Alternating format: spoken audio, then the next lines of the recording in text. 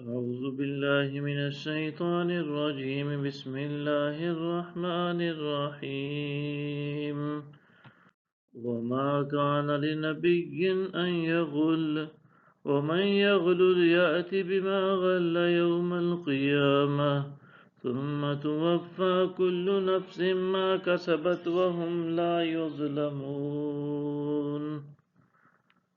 اور کسی نبی کی نسبت یہ گمان ہی ممکن نہیں کہ وہ کچھ چھپائے گا، اور جو کوئی چھپاتا ہے تو قیامت کے دن اسے وہ لانا پڑے گا جو اس نے چھپایا تھا، پھر ہر شخص کو اس کے عمل کا پورا بدلہ دیا جائے گا اور ان پر ظلم نہیں کیا جائے گا۔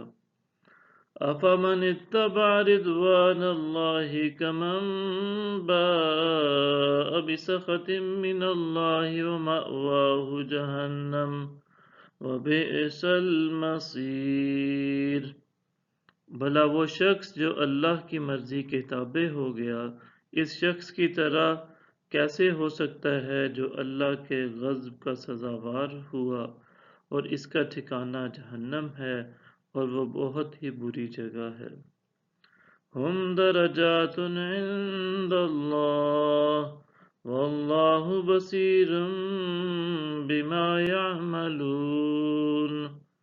اللہ کے حضور ان کے مختلف درجات ہیں اور اللہ ان کے اعمال کو خوب دیکھتا ہے۔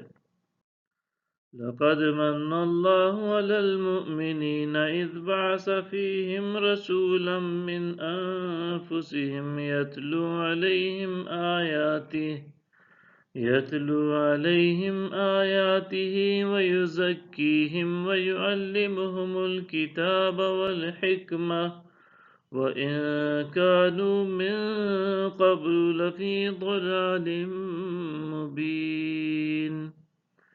بے شک اللہ نے مسلمانوں پر بڑا احسان فرمایا کہ انہی میں سے رسول بھیجا جو ان پر اس کی آیتیں پڑھتا اور انہیں پاک کرتا ہے اور انہیں کتاب و حکمت کی تعلیم دیتا ہے، اگرچہ وہ لوگ اس سے پہلے کھلی گمراہی میں تھے۔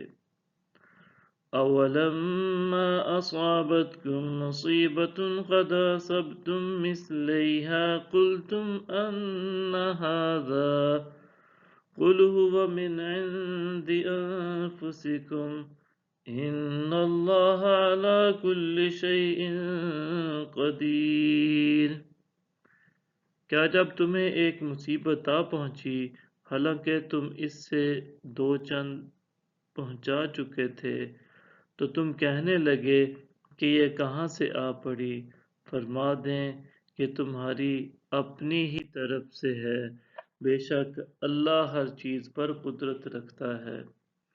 وَمَا أَصَابَكُمْ يَوْمَ الْتَقَى الْجَمْعَانِ فَبِإِذْنِ اللَّهِ وَلِيَعْلَمَ الْمُؤْمِنِينَ۔ اور اس دن جو تکلیف تمہیں پہنچی جب دونوں لشکر باہم مقابل ہو گئے تھے، سو وہ اللہ کے حکم ہی سے تھی، اور یہ اس لیے کہ اللہ ایمان والوں کی پہچان کرا دے۔